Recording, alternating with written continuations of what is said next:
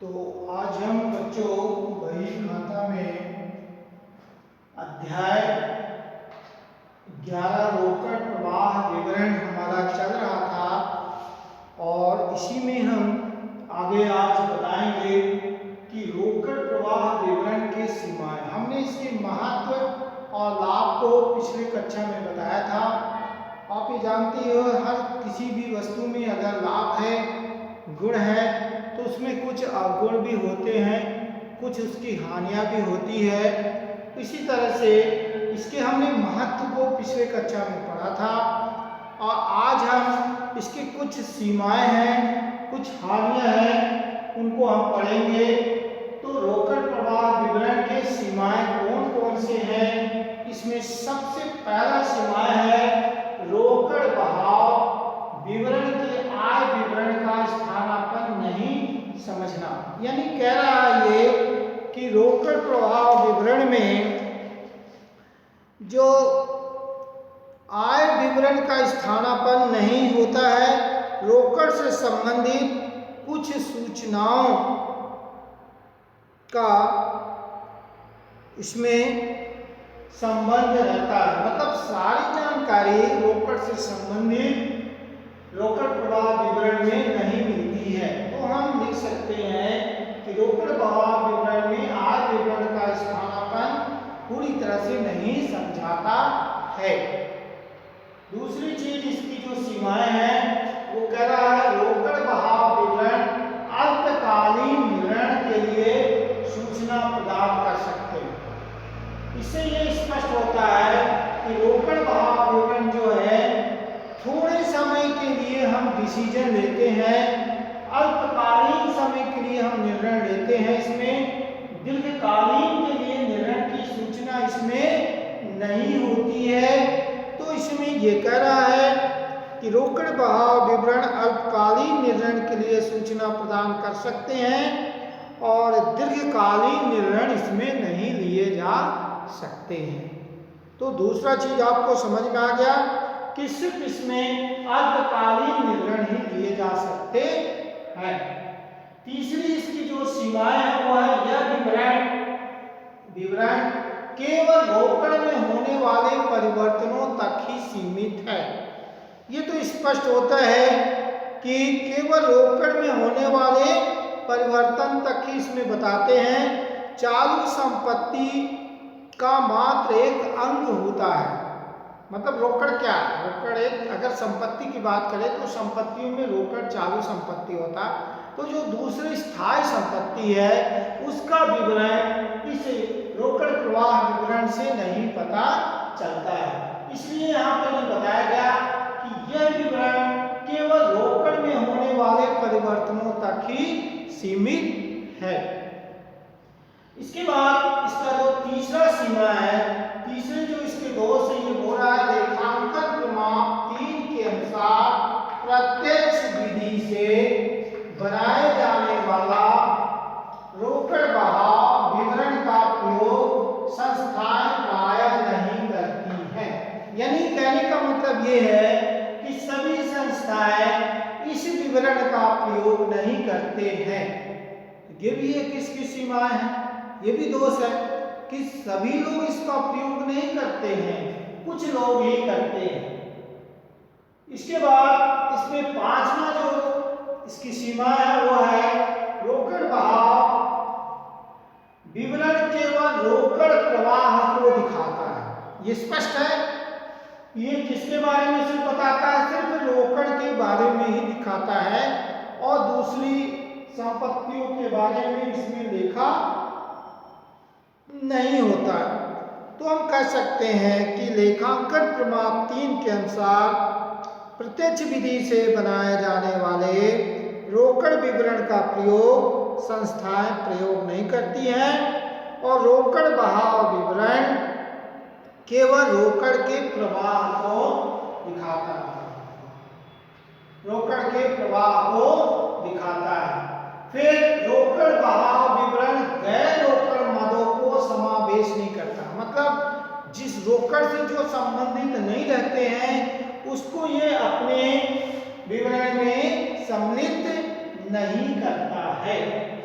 तो इसके जो कुछ सीमाएं हैं मैंने बताया। पहला है रोकड़ बहाव विवरण। आय विवरण का स्थानापन्न नहीं समझना चाहिए। दूसरा है रोकड़ बहाव विवरण अल्पकालीन निर्णय के लिए सूचना प्रदान कर सकते हैं। और तीसरा है यह विवरण केवल रोकड़ में होने वाले परिवर्तनों तक ही सीमित है। और चौथा इसका है लेखांकन प्रमाण 3 के अनुसार प्रत्यक्ष विधि से बनाया जाने वाला रोकड़ बहाव विवरण का प्रयोग संस्थाएं प्रायः नहीं करती हैं। और इसका जो पांचवा है वो है रोकड़ बहाव विवरण केवल रोकड़ प्रवाह को दिखाती है। और छठवां इसका सीमाएं है रोकड़ बहाव विवरण गैर रोकड़ मदों को समावेश नहीं करती है।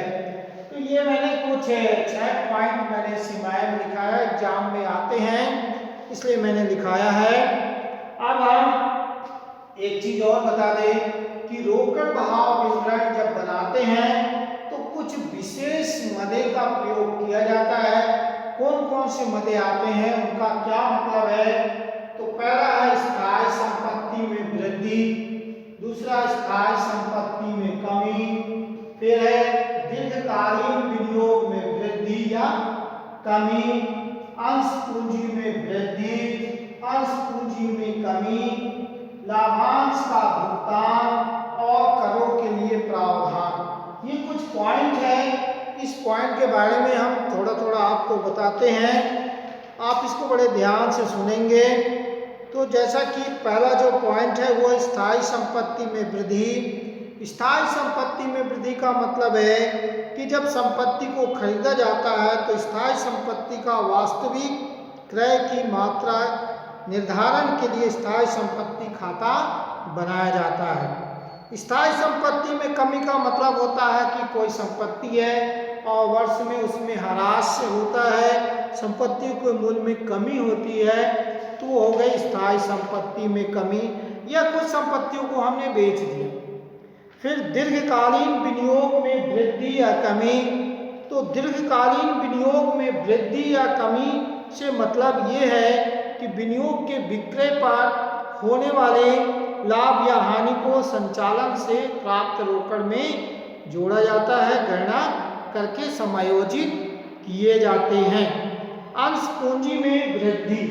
अंश पूंजी में वृद्धि का मतलब ये है कि प्राय अंश पूंजी कमी पूर्वाधिकार अंशों पर पाई जाती है, क्योंकि पूर्वाधिकारी अंशों का जो शोधन किया जाता है उसके मूल्य कम या ज़्यादा हो सकते हैं, तो उसमें ये सिस्टम रहता है। फिर आपका है अंश पूंजी में कमी। अंश पूंजी में कमी का मतलब ये है कि अंश पूंजी में वृद्धि समता अंश पूंजी और पूर्वाधिकारी अंश पूंजी में वृद्धि या कमी होती है। उसी तरह से अंश पूंजी में कमी भी पूर्वाधिकारी अंशों में पाई जाती है। वार्षिक ह्रास की गणना एक और है, ह्रास भी होता है, आगे हम लिख सकते हैं ह्रास। तो वस्तुओं की कीमत, जब वस्तु का हम प्रयोग करते हैं तो एक समय आता है धीरे धीरे उस प्रत्येक वर्ष वस्तु जो स्थायी वस्तु है उसके मूल्य में भी धीरे धीरे गिरावट होती है, उसकी उपयोगिता धीरे धीरे कम होती है, तो उसको हम वस्तु का ह्रास कहते हैं। तो ये जो ह्रास है ये भी वार्षिक ह्रास की गणना करना बहुत ही जरूरी होता है, क्योंकि अगर ह्रास की गणना न करें तो वस्तु का उचित मूल्य निकालना मुश्किल होता है। फिर हमने इसमें एक चीज लिखा, करों के लिए प्रावधान। तो कर भी देने पड़ते हैं, कोई भी व्यवसायिक संस्था चल रही है तो सरकार को जो भी उसके नियम बनाए गए हैं उस नियम के अनुसार उन्हें कर भी देना पड़ता है, टैक्स भी देना जरूरी है।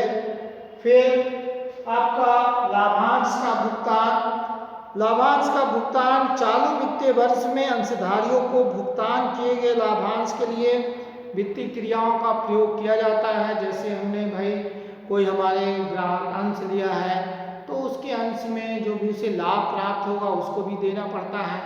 तो ये कुछ मुख्य मदे हैं जो कि रोकड़ प्रवाह विवरण और इसको करना पड़ता है।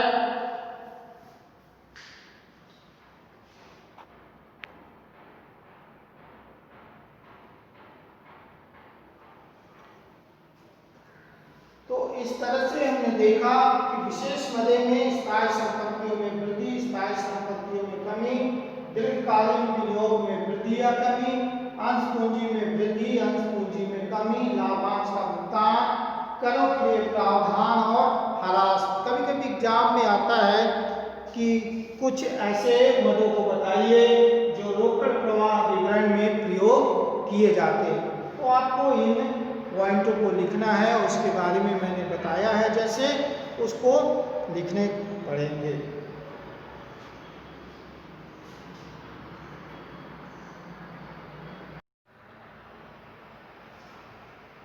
तो अब हम आपको एक प्रश्न लेकर आए हैं। हमको निम्न सूचनाओं से संचालन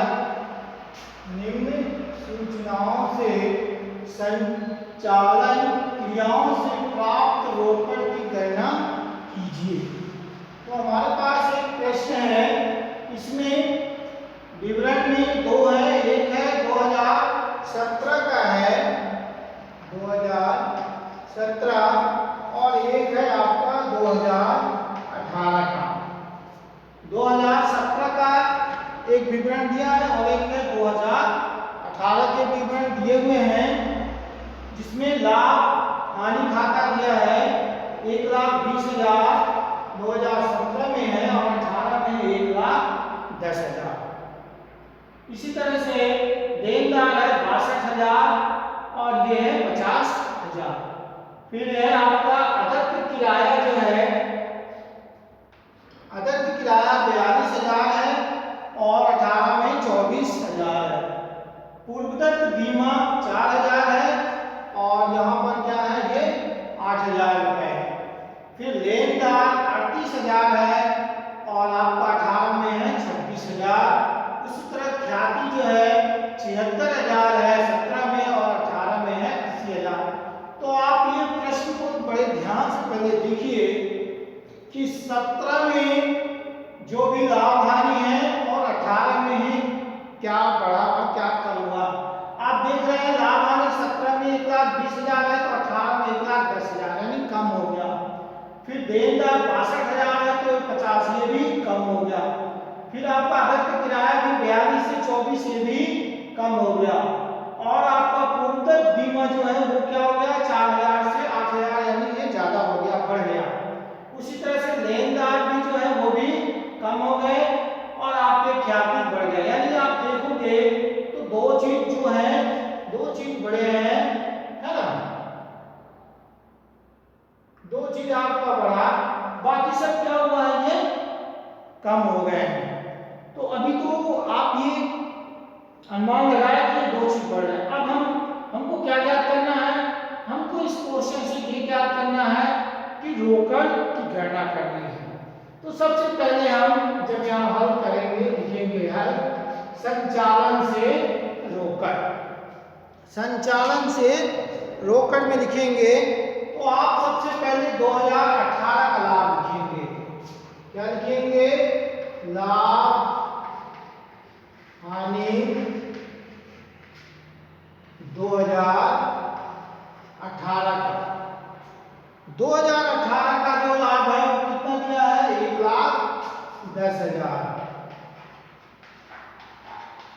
1,10,000 आप इसको लिखेंगे। अब जो है 17 में कितना है, यहां लिखेंगे लाभ हानि 2017। 17 में हमारा कितना है, 1,20,000 है। 18 में कम है और 17 में ज्यादा है। तो यानी हम अगर इसको माइनस करते हैं, इसमें इसको क्या होता है, नियम तो होना चाहिए ज्यादा, जैसे ज्यादा हो रहा है लेकिन ये उल्टा हुआ, कम हुआ, तो माइनस ये हमारा आ गया, सॉरी 10,000। माइनस को अपन कोष्टक में लिख देते हैं तो समझ जाओगे कि ये माइनस में आ रहा है। ठीक है, तो ये जो आया, ये अंतर आया 10,000, ये माइनस में हमारा आ रहा। हम रोकड़ पता कर रहे हैं कि 18 के लास्ट में हमारा रोकड़ का क्या कंडीशन है। तो 18 के लास्ट में हम देखें यहाँ माइनस 10,000 आ रहा है। अब हमको क्या करना है, अब हमको ये जो ख्याति का अंतर है इसको भी हमको माइनस करना है। यहाँ लिखेंगे माइनस ख्याति का अंतर।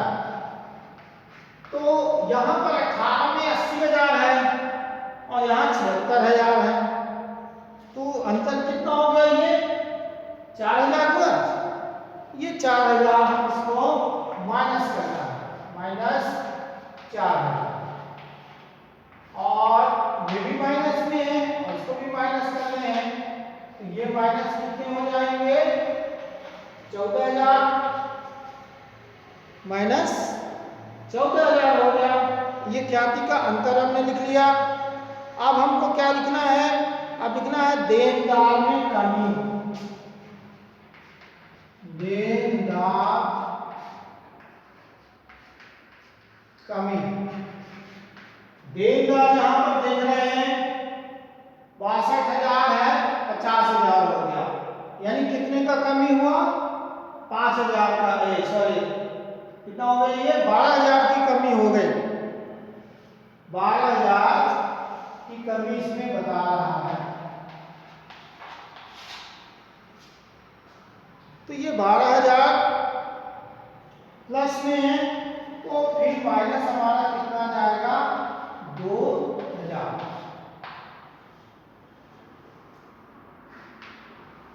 माइनस है, ये प्लस है, तो 2,000।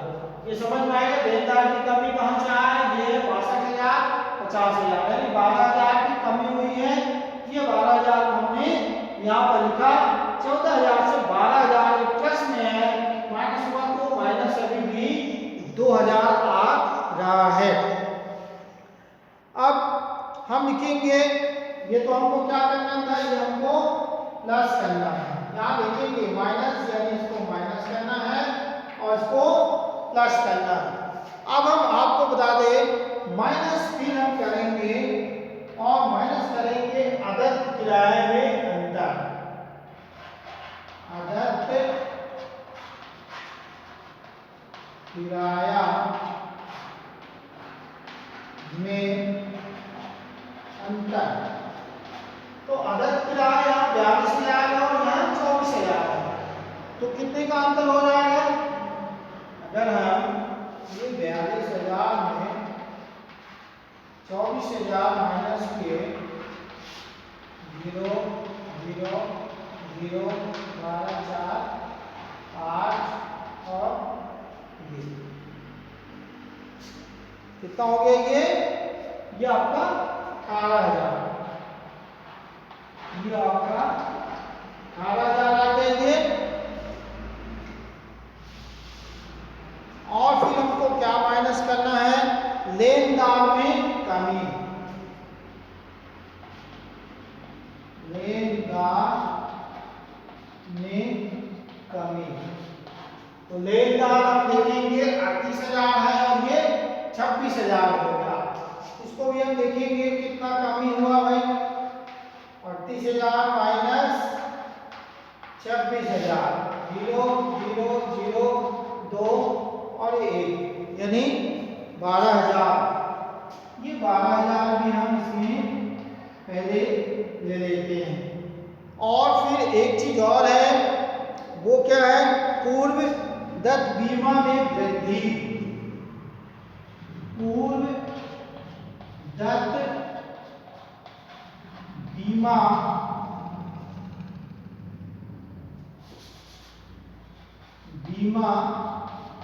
में वृद्धि। तो पूर्वदत्त बीमा आपका 4,000 है, 8,000 हो गया, यानी वृद्धि कितना हो गई, सिंपल है, ये तो 4,000 की वृद्धि हुई है। हम यहाँ 4,000 ले लेंगे।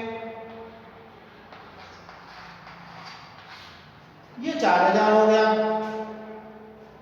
अब हम इन सब को अगर प्लस करते हैं तो प्लस करने पर आप देखते हो कितना आया, ये 18,000 और 12,000, 30,000 और ये 4, यानी ये हो गया आपका 34,000।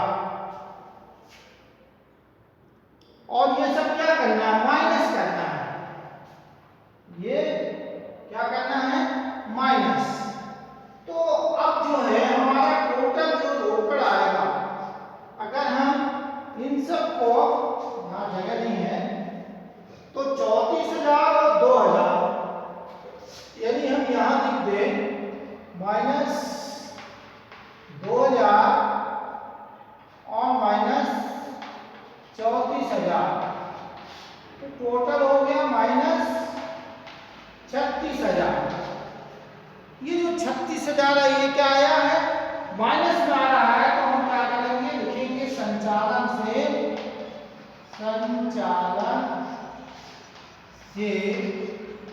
हानि। ये हानि हो रहा है,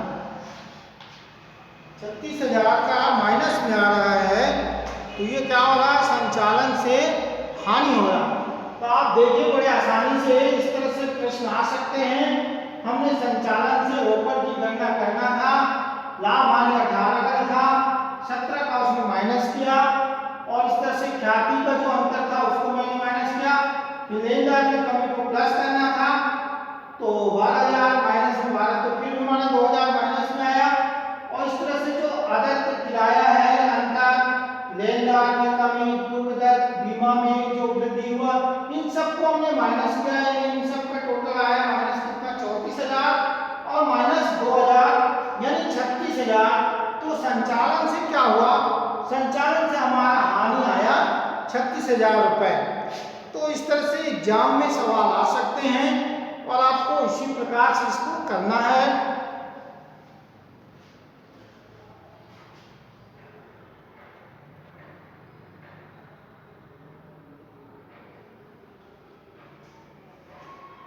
अब मैं इससे संबंधित कुछ होमवर्क भी दे रहा हूं, जिसको आपको क्वेश्चन को आपको समझ में आ गया होगा। यहाँ पर मैं प्रश्न जो भी आज पढ़ाया हूँ उससे संबंधित होमवर्क है। पहला मैंने आपको पढ़ाया था कि रोकड़ प्रवाह विवरण, प्रश्न नंबर 1, रोकड़ प्रवाह विवरण के सीमाएं